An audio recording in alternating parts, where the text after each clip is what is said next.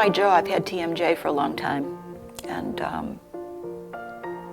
it does come and go, but it is in my gums, in my teeth, in my sinuses. I have pain in my face, my jaw sometimes, and my gums just throb. There's so much to keep track of. I have a podiatrist, I have an endocrinologist, I have a nurse practitioner, I have a PCP, I have a gastroenterologist, I have all these things.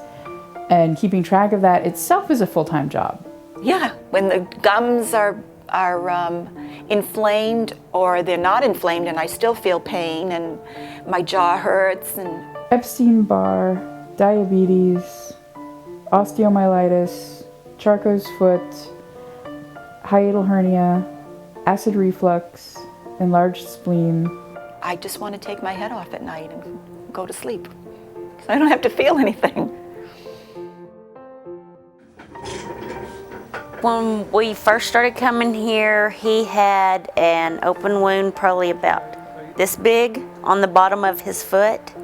He did lose a toe because he had osteomyelitis, which is an infection in the bone in that joint, and it just deteriorated.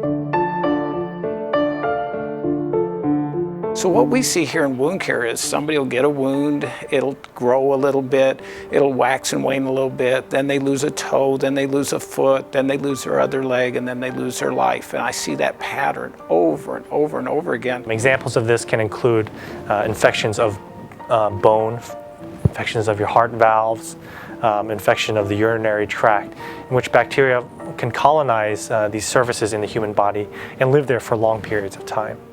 So the problem is chronic infections make people suffer, but chronic infections also make people die. Nosocomial infections, as you know, are an enormous problem for not only our nation, but for all other people who traffic through hospitals. Just U.S. numbers, there's about 1.7 million hospital-acquired infections and about 97,000 hospital-acquired deaths associated with those infections. So those are organisms that are highly transmissible between individuals, and so that's why you get them in the community.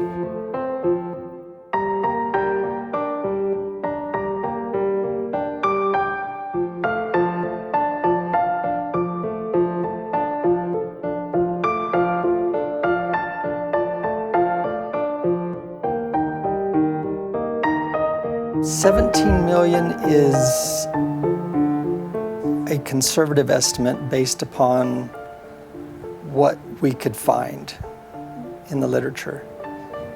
And that's kind of a number that's now tossed around quite a bit. So when we're talking about statistics and whether 17 million biofilm infections seems plausible, too high, too low, I would probably say too low. I can't envision too many scenarios where somebody has an infection and there's no biofilm associated with the infection. When you understand what sort of pathogens are being carried around by people at any given time, and the fact that with an aging population, people are becoming more and more susceptible to infection and going into hospitals on tertiary care and on palliative care,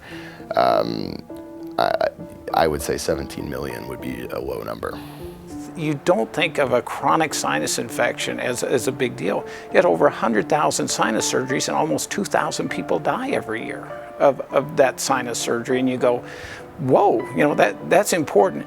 Wounds, 50,000 die. People with chronic obstructive pulmonary disease, somewhere around 50,000 die a year. Ventilator-acquired pneumonia, 67,000 die. And you add all those up, and all of a sudden you got 500,000 people dying, but they don't just die. They suffer from their chronic infection. They lose body parts, and then they die.